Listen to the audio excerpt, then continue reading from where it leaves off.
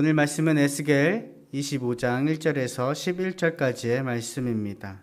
구약 에스겔 25장 1절에서 11절까지의 말씀을 이 시간 공동체 성경 읽기 영상으로 함께 보시겠습니다.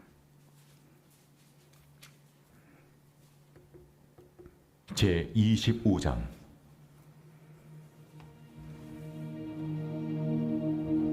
여호와의 말씀이 또 내게 임하여 이르시되, 인자야, 내 얼굴을 암몬 족속에게 돌리고 그들에게 예언하라. 너는 암몬 족속에게 이르기를, 너희는 주 여호와의 말씀을 들을지어다. 주 여호와께서 이같이 말씀하셨느니라. 내 성소가 더럽힘을 받을 때에 내가 그것에 관하여, 이스라엘 땅이 황폐할 때에 내가 그것에 관하여, 유다 족속이 사로잡힐 때에 내가 그들에 대하여 이르기를, 아하, 좋다 하였도다. 그러므로 내가 너를 동방 사람에게 기업으로 넘겨주리니 그들이 내 가운데 진을 치며 내 가운데 그 거처를 베풀며 네 열매를 먹으며 내 젖을 마실지라. 내가 라빠를 낙타의 우리로 만들며 암몬 족속의 땅을 양떼가 눕는 것으로 삼은즉 내가 주 여호와인 줄을 너희가 알리라. 주 여호와께서 이같이 말씀하셨느니라.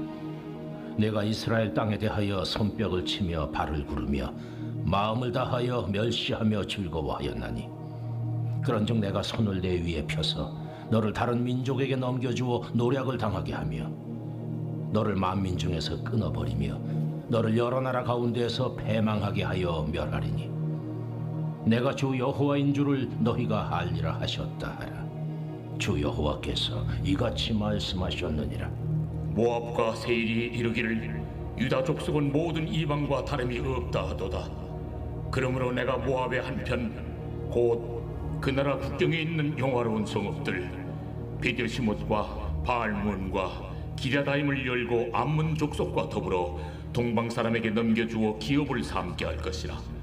암몬 족속이 다시는 이방 가운데서 기업되지 아니하게 하려니와 내가 모압에 벌을 내리니 내가 주 여호와인 줄을 너희가 알리라. 아멘. 우리는 살아가면서 종종 방관이라는 단어를 사용합니다. 방관의 사전적 의미는 어떤 일에 직접 관여하지 않고 곁에서 보기만 하는 것입니다. 내 일이 아니니까, 혹은 내가 굳이 끼어들어 손해보거나 귀찮아지기 싫어 슬그머니 한 걸음 뒤로 물러나 구경만 하는 태도입니다.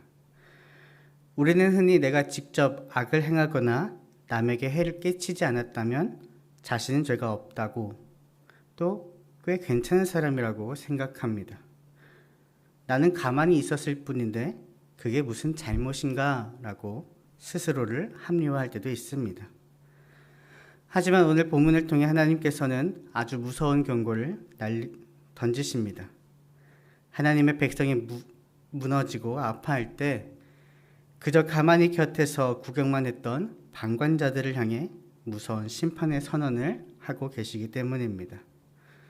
성경이 말하는 방관은 결코 중립이 아니라 또 다른 형태의 악이자 죄라는 사실을 이야기하고 있습니다. 오늘 말씀을 통해 우리의 시선과 마음이 어디를 향해 있는지 돌아보는 시간이 되기를 소망합니다. 오늘 읽은 에스겔 25장은 남유다가 바벨론에 의해 처참하게 무너져 갈 때 그 곁에 있던 이웃 나라들을 향한 하나님의 심판을 기록하고 있습니다. 그중 오늘 본문에 등장하는 나라는 바로 암몬과 모압입니다. 사실 암몬과 모압은 이스라엘과 아무 상관없는 타인이 아닙니다. 역사적 계보를 거슬러 올라가면 아브라함의 조카 롯의 후손들로 이스라엘과는 피를 나눈 형제 나라였습니다. 비록 역사 속에서 끊임없이 갈등이 왔을지라도 형제가 무참히 짓밟히고 멸망의 위기에 처했다면 마땅히 슬퍼하고 손을 내밀어 도와야만 했습니다. 하지만 이들은 철저한 방관자였고 심지어 방관을 넘어 더 큰 악을 행했습니다.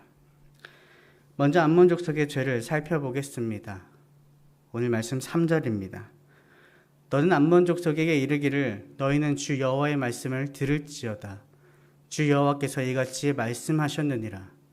내 성소가 더럽힘을 받을 때 내가 그것에 관하여, 이스라엘 땅이 황폐할 때 내가 그것에 관하여, 유다 족속이 사로잡힐 때 내가 그들에 대하여 이르기를 아하 좋다 하였도다. 유다의 성전이 더럽혀지고 백성들이 쇠사슬로 묶여 끌려갈 때 암몬은 아하 좋다라며 박수를 쳤습니다. 또 6절에도 보면 이들이 손뼉을 치고 발을 구르며 마음을 다하여 멸시하고 즐거워했다고 성경은 기록합니다. 암몬 입장에서는 우리가 직접 유다를 친 것은 아니지 않느냐라고 하나님께 변명했을지 모릅니다. 그러나 하나님은 형제의 아픔을 보고 속으로 고소해하고 조롱하는 그 방관의 태도를 무서운 죄로 규정하셨습니다. 결국 하나님은 이들을 이방 민족에게 넘겨 온 땅을 약탈당하게 하시고 그들의 이름조차 역사 속에 기억되지 못하는 철저한 심판을 내리십니다. 또 이어지는 8절부터 11절은 또 다른 형제 나라인 모압에 대한 심판의 내용입니다. 모압 역시 과거 출애굽 때부터 이스라엘을 저주하고 범죄하게 만들었던 뿌리 깊은 적대감이 있었습니다. 그렇다면 유다의 멸망 앞에서 모압이 지은 죄는 무엇이었을까요? 본문 8절입니다. 주 여호와께서 이같이 말씀하셨느니라. 모압과 세일이 이르기를 유다 족속은 모든 이방과 다름이 없다 하도다. 모압은 암몬보다 더 세련되고 냉소적인 말로 방관을 정당화합니다. 그들은 유다의 멸망을 보면서 하나님을 믿는 유다 민족이나 안 믿는 우리나 결국 망한 건 매 한 가지다. 다를 게 없네 라고 비웃고 있었습니다. 하나님의 살아계심과 주권을 깎아내리고 형제의 고통을 저들도 잘못했으니 저렇게 벌을 받는 것이라며 자신들의 무관심을 아주 합리적이고 논리적인 말로 포장한 것입니다. 그러나 하나님은 남의 불행을 구경하며 팔짱 끼고 냉소했던 그들에게도 동일한 심판을 선언하십니다. 동방 사람에게 기업을 넘겨주어 다시는 기억되지 못하게 하겠다고 하십니다. 하나님의 공의는 악을 행한 자뿐만 아니라 악과 고통 앞에서 냉소하며 방관하는 자들에게도 똑같이 임한다는 사실을 보여줍니다. 그렇다면 암몬과 모압은 왜 형제인 유다가 무너지는 모습을 보며 이토록 잔인하게 기뻐하고 비웃었을까요? 그 기저에는 오랜 세월 쌓아온 비교의식과 열등감이 자리 잡고 있었습니다. 이스라엘이라는 큰 그늘에 가려 늘 정복당하고 비교당하며 살아온 역사적 상처가 형제가 처참하게 짓밟히는 순간 조롱과 냉소라는 가장 추악한 형태로 터져 나온 것입니다. 우리 안에는 이런 모습이 없습니까? 평소 나보다 잘 나가던 동료가 실수를 하거나 늘 신앙생활을 잘하는 줄 알았던 지체에게 큰 어려움이 닥쳤을 때 겉으로는 안타깝다고 말하면서 속으로는 은근한 안도감을 느껴본 적은 없습니까? 성경은 형제의 아픔을 나의 기쁨으로 삼는 그 은밀한 방관을 결코 가볍게 보지 않습니다. 하나님께서 구약 에스겔을 통해 경고하신 이 방관의 죄는 신약 시대의 예수님의 입을 통해서도 동일하게 고발됩니다. 우리가 너무나도 잘 아는 예수님의 선한 사마리아인의 비유에서도 말입니다. 한 유대인이 여리고로 내려가다가 강도를 만나 피를 흘리며 거의 죽은 채 길가에 버려졌습니다. 이때 가장 먼저 종교 지도자인 제사장이 지나갔고 뒤이어 성전 일을 돕는 경건한 레위인이 지나갔습니다. 성경은 그들이 쓰러진 사람을 보고 피하여 지나갔다라고 기록합니다. 사실 이 제사장과 레위인은 강도질을 모의한 가해자가 아닙니다. 세상법으로 보면 그들은 아무런 죄가 없습니다. 하지만 그들은 종교적인 정결 예법을 지켜야 한다는 그럴듯한 명분 뒤에 숨어 굳이 귀찮고 손해보는 일에 엮이고 싶지 않아 쓰러진 이웃을 철저히 외면한 세련된 방관자들이었습니다. 그들이 피하며 지나가며 됐던 명분은 이것이었습니다. 지금 성전에 가서 예배를 집례해야 하는데 피 흘리는 부정한 시신을 만지면 율법에 따라 예배를 드릴 수 없게 된다. 즉 그들은 하나님의 일을 한다는 명분 뒤에 숨어 사람을 살리는 일을 방관한 것입니다. 오늘날 우리의 모습도 이와 닮아 있지는 않습니까? 내가 지금 교회의 직분을 맡아 봉사하느라 너무 바쁘니까, 내 믿음 하나 건사하고 내 기도 제목 기도하기도 벅차니까라는 가장 신앙적이고 거룩해 보이는 핑계 뒤에 숨어 정작 내 곁에서 외로움과 고통 속에 신음하고 있는 속회나 선교의 지체들, 그리고 이웃들의 손을 놓아버리고 있지는 않은지 우리는 돌아보아야 합니다. 반면 당시에 사람 취급도 못 받던 그리고 멸시당하던 사마리아인은 가던 길을 멈추고 쓰러진 자에게 다가갔습니다. 자기 비용과 시간을 들여 그를 돌보아 주었습니다.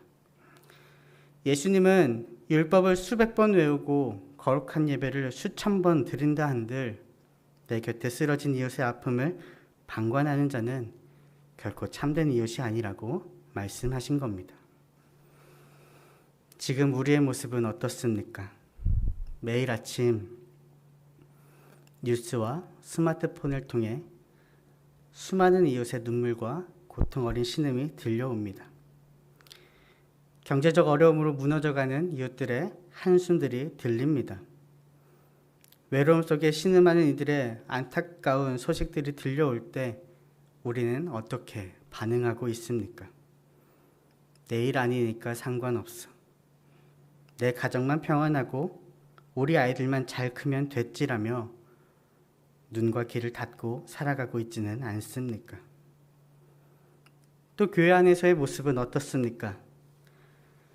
주일에 단정하게 옷을 입고 와서 예배는 드리지만 지체들과 깊은 마음을 나누기보다 적당한 거리를 둔 채 겉도는 구경꾼처럼 머물다 가지는 않습니까? 공동체의 아픔과 내 곁에 있는 지체들의 눈물에는 철저히 무관심한 채 속회나 선교회 안에서 누군가 깊은 아픔과 외로움으로 신음할 때, 또 교회에 어려움이 생겼을 때 누군가는 돕겠지, 목사님이 혹은 전도사님이 하시겠지라며 모른 척 지나가는 제사장과 레위인의 냉랭함이 우리 안에도 있지는 않습니까? 우리는 손에 피를 묻히지 않았다고 안심할지 모릅니다. 그러나 하나님은 오늘 본문을 통해 말씀하십니다. 고통받는 형제를 향한 방관의 끝은 공의로운 심판이며 영적인 죽음이라는 사실을 말입니다. 하나님이 이토록 방관을 무섭게 경고하시는 이유는 우리가 서로 살리는 생명의 공동체로 부름을 받았기 때문입니다. 내 이웃의 아픔을 내 아픔으로 느끼는 것, 그것이 바로 하나님이 우리에게 원하시는 진짜 신앙의 모습입니다. 그래서 사도 바울은 로마서 12장 15절에서 우리에게 이렇게 권면합니다. 즐거워하는 자들과 함께 즐거워하고 우는 자들과 함께 울라. 진정한 그리스도인의 영성은 팔짱을 끼고 논리적으로 평가하는 차가운 머리에 있지 않습니다. 이웃의 아픔을 보고 가슴을 쥐어짜며 함께 아파하는 따뜻한 심장이 있습니다. 예수님이 하늘 보좌를 버리고 이 낮은 땅에 오셔서 우리 아픔을 방관하지 않으시고 십자가에서 손 내밀어 주셨듯이 우리도 그 사랑을 입은 자로 방관의 자리에서 이제는 일어나야 합니다. 그렇다면 우리는 이 방관의 삶을 끝내고 어떻게 살아가야 할까요? 거창한 것부터 시작하지 않아도 됩니다. 오늘 하루 따뜻한 눈길을 주는 것부터 시작하면 됩니다. 오늘 하루 가정에서, 일터에서 만나는 이들의 얼굴을 가만히 들여다보고 먼저 따뜻한 안부를 건네는 것부터 시작해 봅시다. 그리고 이 새벽에 생각나는 지체, 동료, 가족들이 있다면 머뭇거리지 말고 그들을 위해 기도합시다. 그리고 따뜻한 문자 한 통, 전화 한 통을 먼저 걸어봅시다. 그래서 뒷짐만 지고 구경만 하던 방관자의 자리에서 이제는 일어납시다. 모압과 암몬처럼 비참한 방관자의 최후를 맞는 것이 아니라 예수님의 손과 발이 되어 우는 자들과 함께 울고 사랑의 손을 내밀어 마침내 하나님께 기쁨과 칭찬을 받는 저와 여러분이 되기를 주님의 이름으로 간절히 소망합니다. 기도하겠습니다. 사랑의 하나님, 암몬과 모압이 이스라엘의 아픔에 대해 방관한 죄로 인해 최후 심판을 맞는 것을 보며 우리의 모습을 되돌아봅니다. 세상의 고통과 교회의 아픔 앞에서 내일이 아니라는 이유로 뒷짐을 진 채 조용히 살아가던 세련된 방관자가 바로 나였음을 고백합니다. 우리의 무관심과 능능함을 용서하여 주시옵소서. 오늘 이 시간 방관자의 삶을 단호히 끊게 하시고 주님이 주신 마음으로 용기 내어 먼저 다가가 사랑을 베푸는 참된 이웃이 되게 하여 주시옵소서. 우리의 눈을 열어 아파하는 이들을 보게 하시고 우리의 손을 펴서 돕게 하옵소서. 말씀을 통해 깨닫게 해주셔서 감사합니다. 그리고 사랑합니다. 그리고 실천하겠습니다. 예수님의 이름으로 기도합니다. 아멘.